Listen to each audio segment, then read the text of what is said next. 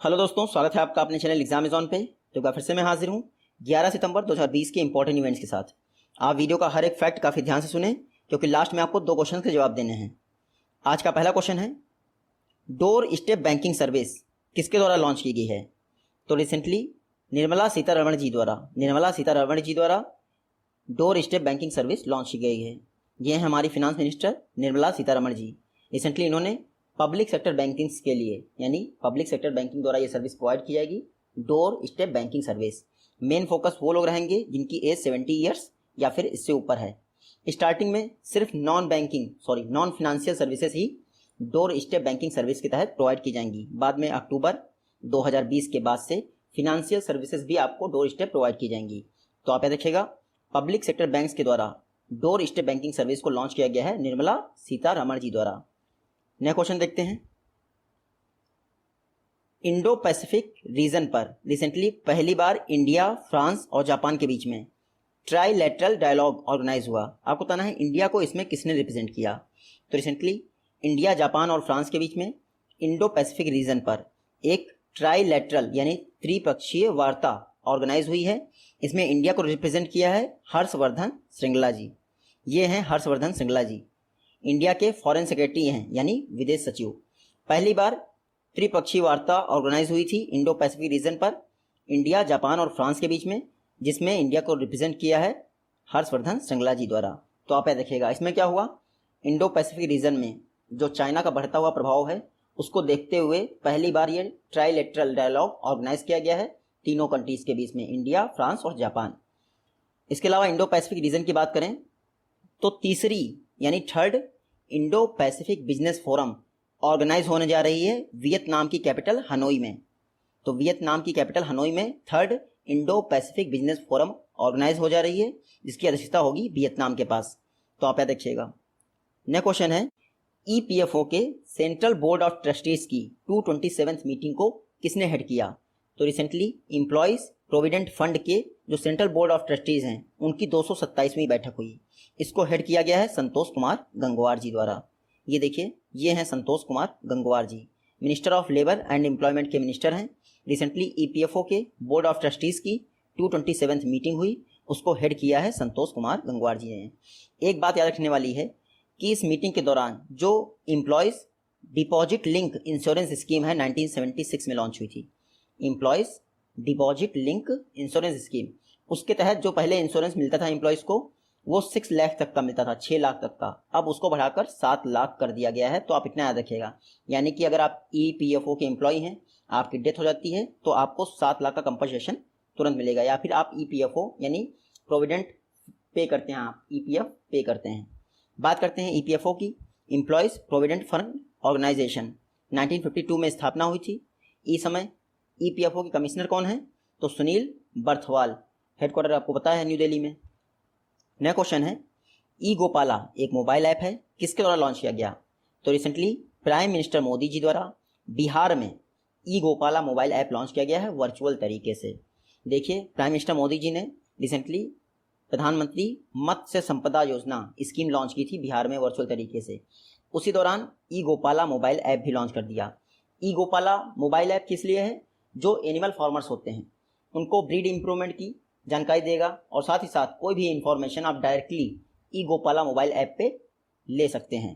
PM Modi ji ने ई Gopala mobile app launch किया। उसके अलावा क्या लॉन्च किया? फिश ऑन व्हील्स के 2 यूनिट लॉन्च किए हैं पटना में, तो आप ये भी याद रखिएगा।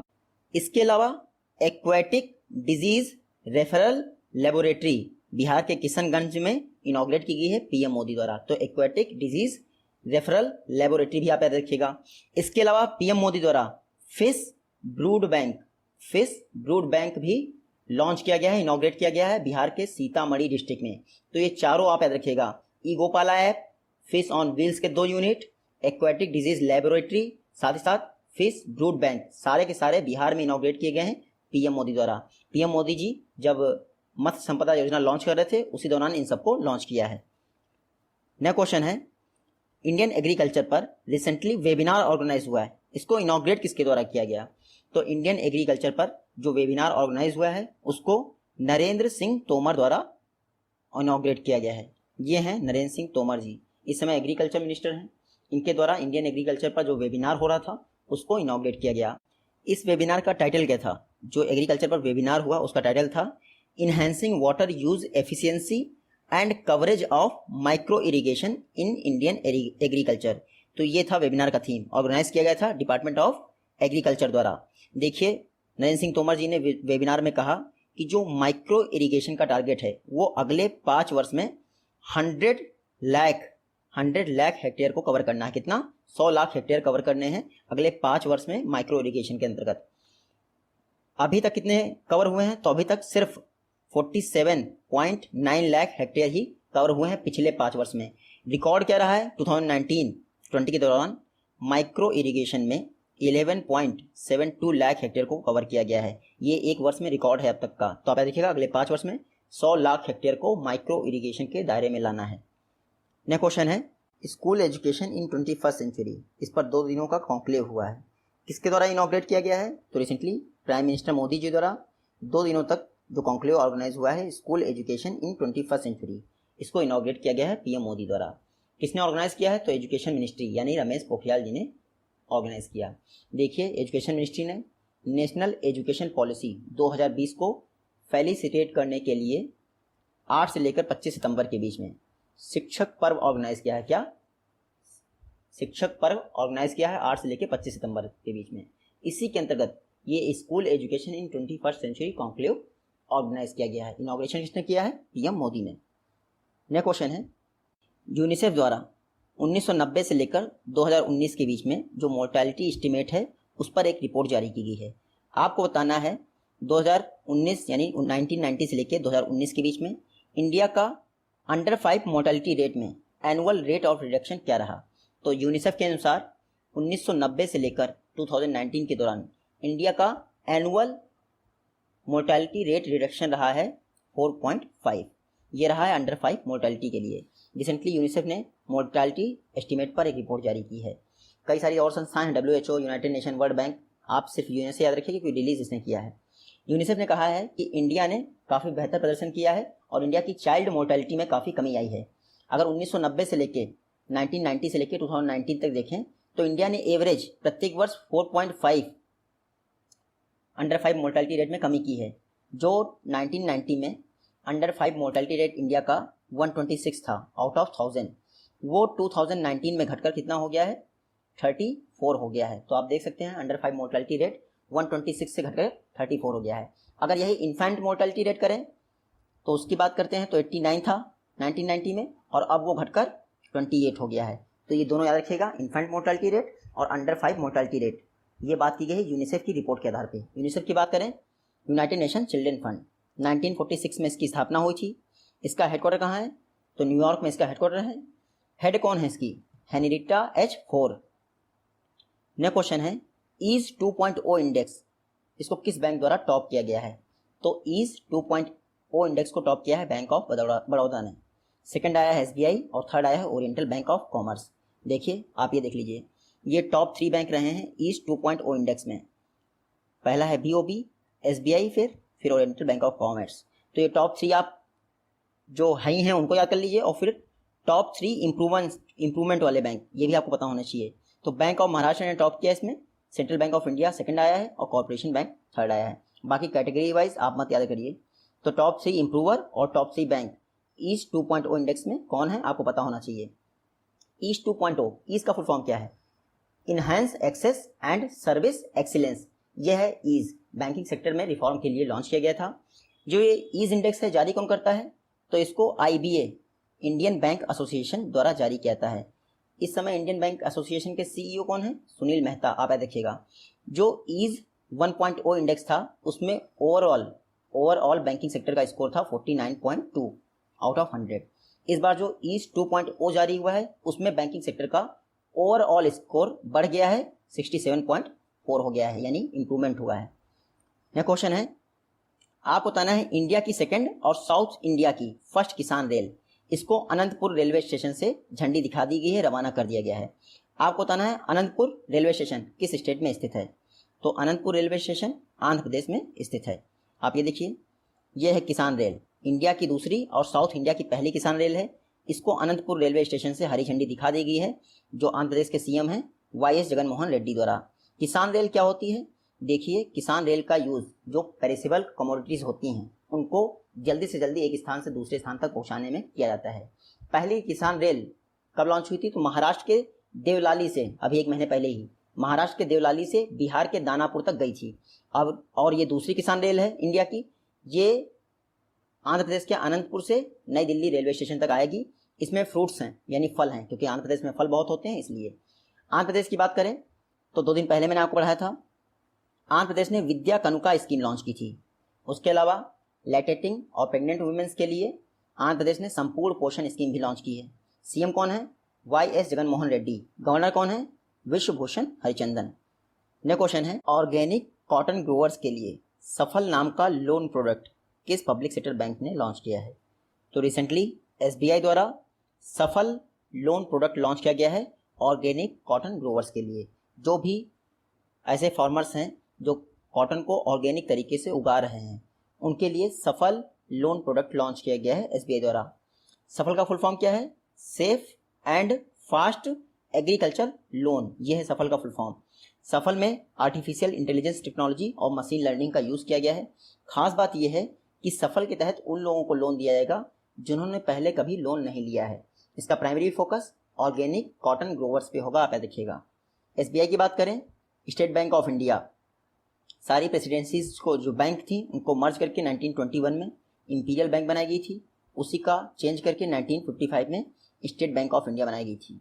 हेडक्वार्टर इसका मुंबई में है। वर्तमान में इसके चेयरपर्सन है रजनीश कुमार, लेकिन नए अपॉइंट हो गए हैं, मतलब कि डिसाइड हो गए हैं दिनेश खारा जी, जो कि अक्टूबर से एसबीआई के चेयरपर्सन होंगे। नेक्स्ट क्वेश्चन है, फसाई के अनुसार किसी स्कूल के कितने दायरे में जंक फूड की सेल और एडवर्टीजमेंट पर बैन लगा दिया गया है? तो फसाई ने 50 मीटर के दायरे में जंक फूड की बिक्री और विज्ञापन यानी सेल एंड एडवर्टीजमेंट पर प्रतिबंध लगा दिया है। अब किसी भी स्कूल के 50 मीटर के रेडियस में जंक फूड के स्टॉल नहीं लगे होंगे, ना ही उनके विज्ञापन, आप देखिएगा। फसाई की बात करें, food safety and standard authority of India health ministry के तहत कार्य करती है। फूड सेफ्टी एक्ट आपका 2006 में पास हुआ था, लेकिन ये बॉडी बनी थी 2011 में। हेडक्वार्टर इसका न्यू दिल्ली में है और वर्तमान में चेयरपर्सन कौन है? रीता तेवतिया। नेक्स्ट क्वेश्चन है, सुप्रीम कोर्ट की लीगल सर्विस कमेटी के नए चेयरमैन कौन अपॉइंट हुए हैं? तो सुप्रीम कोर्ट की लीगल सर्विस कमेटी के नए चेयरमैन बन गए हैं आर.एफ. नरीमन जी। ये हैं आर.एफ. नरीमन जी। रिसेंटली सुप्रीम कोर्ट की जो लीगल सर्विस कमेटी यानी कानूनी सेवा समिति होती है, उसके नए चेयरमैन बन गए हैं आर.एफ. नरीमन जी। देखिए, सुप्रीम कोर्ट की बात करें तो सुप्रीम कोर्ट ऑफ इंडिया संविधान के आर्टिकल 124 के तहत स्थापित किया गया था। कब? 28 जनवरी 1950 को। जब स्थापित किया गया था तो इसमें जजेस की स्ट्रेंथ कितनी थी? 8, 7 नॉर्मल जज थे plus 1 chief justice of India. वर्तमान में सुप्रीम कोर्ट की जजेस की स्ट्रेंथ क्या है? 34, जिसमें 33 नॉर्मल जज हैं और 1 है सीजीआई, आप देखिएगा। इंडिया के पहले चीफ जस्टिस कौन थे? एच.जे. कानिया। वर्तमान में जो 47th chief justice of India हैं उनका नाम है S.A. बोबड़े, आप इतना याद रखिएगा। सुप्रीम कोर्ट का मोटो, ध्येय वाक्य क्या है? यतो धर्मस ततो जया। नेक्स्ट क्वेश्चन है, किस इंडियन एयरपोर्ट द्वारा QR code enabled check in system launch किया गया है? तो रिसेंटली मुंबई एयरपोर्ट द्वारा QR code enabled checking system launch किया गया है। आप लोग मूवी थिएटर जाते होंगे, QR कोड से फ़ायदा ये होता है कि टिकट बार बार हाथ में लेके चेक नहीं करना पड़ता है, यानी QR कोड होने से जो कॉन्टैक्ट होता है, आपस में टच होता है फिजिकल, वो नहीं होगा। तो कॉन्टैक्टलेस एक QR code enable checking system launch किया गया है मुंबई एयरपोर्ट पे। मुंबई एयरपोर्ट क्यों चर्चा में है? क्योंकि अडानी ग्रुप द्वारा मुंबई एयरपोर्ट के 74% स्टेक एक्वायर कर लिए गए हैं। ये सारे एयरपोर्ट चर्चा में हैं। हैदराबाद ग्लोबल एनर्जी लीडर का अवार्ड मिला है CII द्वारा हैदराबाद को। बेंगलोर एयरपोर्ट, इसका दूसरा नाम है Kempegowda international airport. Kozhikode airport, ये तो आप सभी को पता है केरल में है। रिसेंटली एक फ्लाइट जो है स्किड कर गई थी कोझिकोड एयरपोर्ट से। नेक्स्ट क्वेश्चन है, AITA के नए प्रेसिडेंट कौन अपॉइंट हुए हैं? तो recently AITA all India tennis association के नए प्रेसिडेंट बन गए हैं अनिल जैन जी। ये हैं अनिल जैन, बीजेपी के राज्यसभा सांसद हैं। Recently all India tennis association के नए चेयरमैन बन गए हैं। अनिल जैन ने किसको रिप्लेस किया है? तो प्रवीण महाजन को रिप्लेस कर दिया है। 2 और अपॉइंटमेंट हुई हैं, आपको पता होना चाहिए। अनिल धूपर आइटा के नए सेक्रेटरी जनरल बन गए हैं। क्या? अनिल धूपर ऑल इंडिया टेनिस एसोसिएशन के नए सेक्रेटरी जनरल बन गए हैं।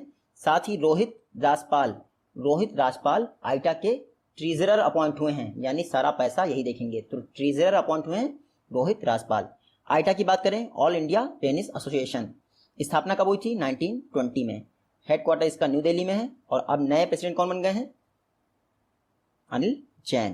नया क्वेश्चन है, आपको बताना है 2019 के लिए इंदिरा गांधी पीस प्राइज से किसको सम्मानित किया गया है? तो 2019 के इंदिरा गांधी पीस प्राइज से सम्मानित किया गया है सर डेविड एटनबरो को। ये देखिए, ये हैं सर डेविड एटनबरो। ये ब्रिटेन के फेमस हिस्टोरियन और ब्रॉडकास्टर हैं, यानी कि इंग्लिश ब्रॉडकास्टर एंड हिस्टोरियन हैं। इनको 2019 के इंदिरा गांधी पीस प्राइज से सम्मानित किया गया है। जो former prime minister Manmohan Singh ji हैं, उन्होंने सर डेविड एटनबरो को ये अवार्ड दिया है। देखिए, जो इंदिरा गांधी पीस प्राइज होता है, ये डेवलपमेंट एंड डिसआर्मामेंट के लिए होता है, यानी अगर आप हथियार छोड़ते हैं तो। सबसे पहले 1986 में स्थापना हुई थी, तभी से ये अवार्ड दिया जा रहा है। लास्ट ईयर जो हमारी CSE है, centre for scientific and environmental sciences, उसको दिया गया था, यानी संस्था और व्यक्ति किसी को भी दिया जा सकता है।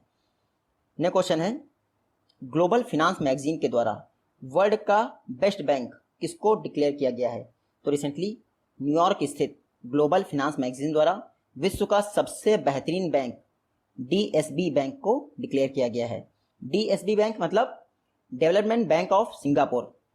डेवलपमेंट बैंक ऑफ सिंगापुर को विश्व का सबसे बेहतरीन वर्ल्ड बेस्ट बैंक घोषित किया गया है ग्लोबल फिनांस मैगजीन द्वारा। ये मैगजीन न्यूयॉर्क में पब्लिश होती है, आप देखिएगा। तो DBS बैंक की बात करें तो सिंगापुर में मरीना बे करके एक जो साइट है, वहाँ पे लोकेटेड है DBS bank, development bank of Singapore. Marina Bay से कुछ याद आया आपको? कल मैंने आपको पढ़ाया था कि एप्पल का पहला फ्लोटिंग स्टोर, जो कि वर्ल्ड का भी पहला फ्लोटिंग मोबाइल स्टोर है, वो मरीना बे सिंगापुर में स्थापित किया गया है। तो आप DBS बैंक और एप्पल का फ्लोटिंग स्टोर दोनों याद रखिएगा। नेक्स्ट क्वेश्चन है, वर्ल्ड सुसाइड प्रिवेंशन डे ये किस डेट को ऑब्जर्व किया जाता है? तो प्रत्येक वर्ष 10 सितंबर को, यानी 10 सितंबर को वर्ल्ड सुसाइड प्रिवेंशन डे, विश्व आत्महत्या रोकथाम दिवस ऑब्जर्व किया जाता है। इस बार का विश्व आत्महत्या रोकथाम दिवस यानी वर्ल्ड सुसाइड प्रिवेंशन डे का थीम क्या है? Working together to prevent suicide, ये इस बार का थीम है इसका। देखिए, 2003 से मनाया जा रहा है प्रत्येक वर्ष। एक IASP international association for suicide prevention करके संस्था है, वो मनाती है। इस बार का थीम आप याद रखिएगा, working together to prevent suicide, क्योंकि सुशांत सिंह राजपूत वाला केस बहुत हाईलाइट है, इसलिए आपको पता होना चाहिए। हम बता दें अगर आपको, तो वर्ल्ड में हर 40 सेकंड में एक पर्सन सुसाइड जरूर करता है। नेक्स्ट क्वेश्चन है, भुवनेश्वर कुमार और स्मृति मंधाना को किस प्लेटफॉर्म द्वारा अपना नया ब्रांड एम्बेसडर अपॉइंट किया गया है? तो रिसेंटली प्लेयर स्पॉट ने भुवनेश्वर कुमार और स्मृति मंधाना को अपना नया ब्रांड एम्बेसडर अपॉइंट किया गया है। ये देखिए, ये हैं भुवनेश्वर कुमार, ये हैं स्मृति मंधाना। इनको प्लेयर स्पॉट द्वारा न्यू ब्रांड एम्बेसडर अपॉइंट किया गया है। जो प्लेयर स्पॉट है, ये ऑनलाइन गेमिंग प्लेटफॉर्म है, इसके द्वारा रिसेंटली भुवनेश्वर कुमार और स्मृति मंधाना दोनों को ब्रांड एम्बेसडर बनाया गया है। मिंत्रा का ब्रांड एम्बेसडर कौन है? कियारा आडवाणी अभी बनी है। SBO टॉप ड्वेन ब्रावो इसके ब्रांड एम्बेसडर बने हैं। बजाज एलियांस के कौन बने हैं? आयुष्मान खुराना। तो सभी क्या याद रखिएगा। ये है प्रीवियस वीडियो क्वेश्चन और ये है आज की वीडियो से क्वेश्चन। आई होप कि आप इनका जवाब दे पाएंगे। जल्दी ही मिलते हैं आपसे अपनी नेक्स्ट वीडियो में, तब तक के लिए take care, goodbye and जय हिंद।